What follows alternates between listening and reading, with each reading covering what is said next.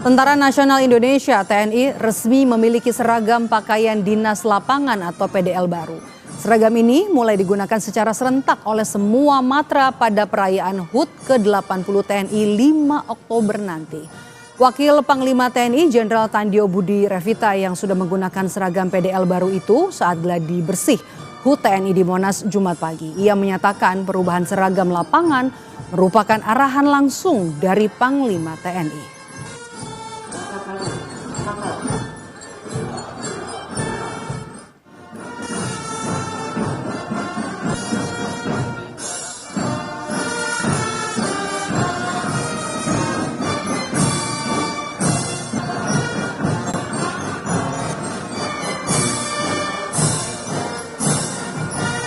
Warna PDL TNI ini baru nih Pak, ya, infonya ada keputusan Panglima sudah menetapkan. Ya, ini sebenarnya dari tutup kata Pak Panglima, kita pakai ini saya di Makassar dan nanti tanggal 5 Oktober semuanya udah pakai. Kemarin pertanggal 27 September.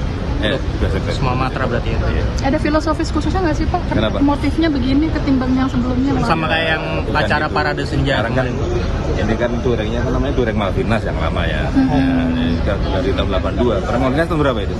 80-an Pak. Nah, 82. 82 kan ini kayak dureng Malvinas. Jadi itu yang pertama. Yang kedua ya, vegetasinya ya. Jadi kalau kita masuk ke hutan dan sebagainya ini lebih tersama. Menyambut HUT ke-80 TNI, Panglima menghadiahi prajurit dengan seragam baru. Apa maknanya? Kita bahas bersama Guru Besar Ilmu Politik dan Keamanan Universitas Padjadjaran, Prof. Muradi. Prof, selamat petang. Selamat petang, Mbak. Assalamualaikum warahmatullahi wabarakatuh. Sehat selalu, Mbak. Waalaikumsalam warahmatullahi wabarakatuh. Prof, nanti kita akan bahas juga soal fungsinya. Tapi kalau selain fungsi dan juga selain ini sudah lama motifnya, Anda menangkap, mencermati ada makna atau simbol lain dari perubahan seragam TNI? Ya, ada 3 hal ya. Yang pertama memang ini refreshment. Ini penyegaran yang saya kira penting untuk setelah hampir 40 tahun lebih ya menggunakan seragam dengan model loreng Malvinas kalau dalam istilah tadi Pak Wakil Panglima. Yang kedua ini menyangkut soal saya nyebutnya sebagai satu bukan shifting, proses pergeseran dari karakteristik hijaunya memang sudah menjadi karakter hijau yang banyak dipakai oleh banyak tentara di negara ya, termasuk di US. Kemudian kalau kita geser misalnya teman-teman di Australia juga sudah pakai yang sama, warnanya agak mirip-mirip, hijau lebih muda dan seterusnya. Yang ketiga, saya kira ini agak penting buat ini adalah bagian penting dari upaya untuk memposisikan TNI dalam posisi yang jauh lebih modern. Kenapa? Karena warnanya jauh lebih energik dibanding sebelumnya. Artinya apa? Artinya model-model yang ini kemudian menjadi salah satu poin kenapa kemudian warna itu dipilih dan motif itu dipilih. Saya kira itu menjadi salah satu yang nggak kalah pentingnya. Kenapa kemudian pergantian warna, kemudian pergantian motif dan juga pada akhirnya pergantian seragam yang dimiliki oleh teman-teman di TNI begitu, Mbak. Tapi Prof. Muradi, artinya apakah lorengnya, warnanya memang lebih relevan dengan berbagai tantangan yang akan dihadapi TNI di usia ke-80? Ya, kalau normal misalnya kita bicara soal teknologi sebenarnya kan kalau untuk misalnya penyamaran dan sebagainya, kalau peperangannya model peperangan gerilya yang sifatnya kemudian tidak menggunakan alat-alat yang jauh lebih modern, saya kira oke. Tapi kan hari ini misalnya kita sudah mengatakan bahwa bahkan yang tertutup pun sekalipun itu bisa ditemui dengan misalnya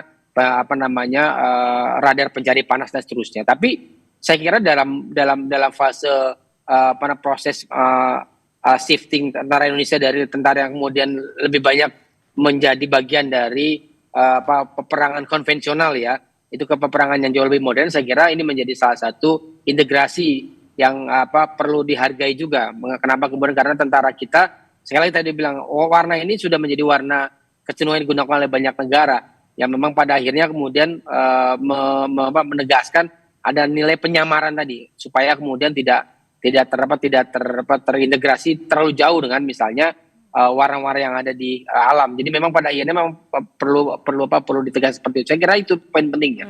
Oke. Nah, dalam rangkaian HUT kan juga kemarin ada parade di Teluk Jakarta yang cukup besar. Terus juga dibilangin di HUT nanti juga akan lebih meriah, lebih masif lagi. Ini apa yang bisa dan mau ditunjukkan TNI sih sebenarnya dengan parade alutsista yang semakin besar dari 3 matra?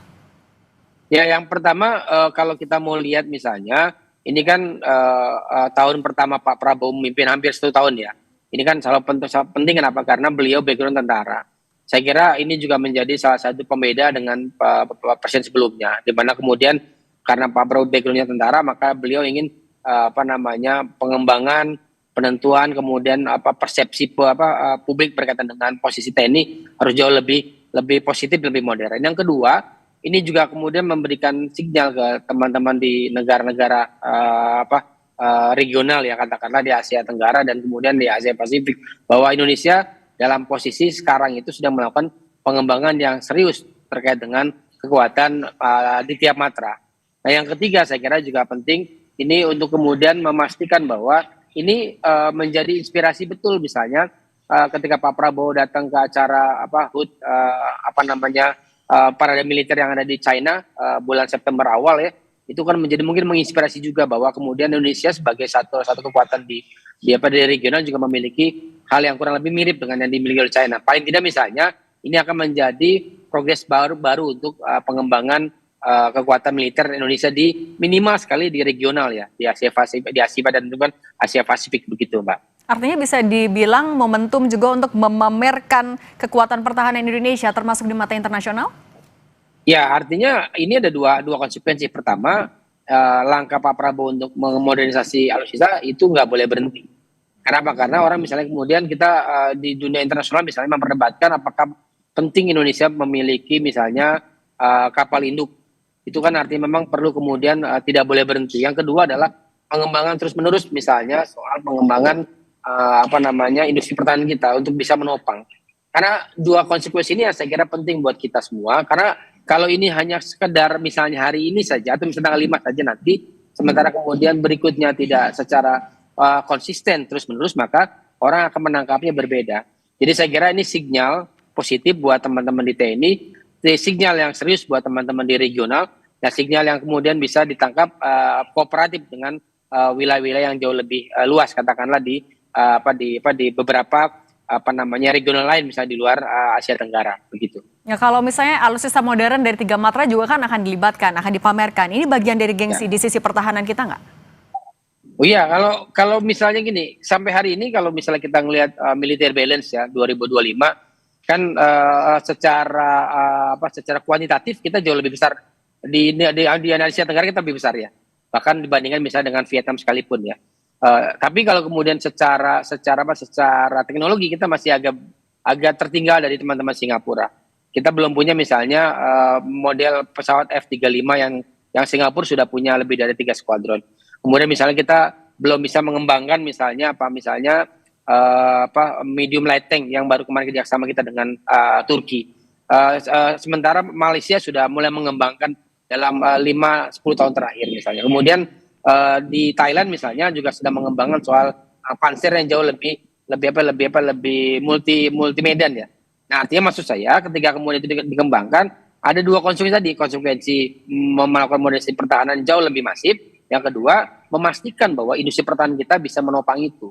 Tanpa dua itu, saya kira kita akan kemudian agak tercecer. Kenapa? Karena secara prinsipil yang memiliki komitmen, paling tidak misalnya dalam 3 presiden terakhir ya, dari mulai Pak SBY, kemudian Pak Jokowi dan Pak Prabowo, yang kelihatan komitmen dalam arti misalnya di tahun pertama katakanlah ya kita lihat misalnya di era Pak Prabowo ini. Kita tunggu saja, mudah-mudahan ini akan bisa menjadi era tinggalan kita untuk menjadi kekuatan yang serius ya, bukan cuma kekuatan yang ada di tengah, tapi kekuatan serius yang bisa memberikan stimulasi perdamaian, stimulasi kedaulatan negara, dan stimulasi untuk bisa memastikan Indonesia punya berdaya di regional maupun di dunia internasional secara masif gitu. Nah, kalau sisi lain juga mancanegara. Nah, kalau kita melihat ke dalam negeri juga, apakah parade alutsista modern dari 3 matra ini akan bisa meningkatkan kepercayaan publik terhadap ketahanan Indonesia?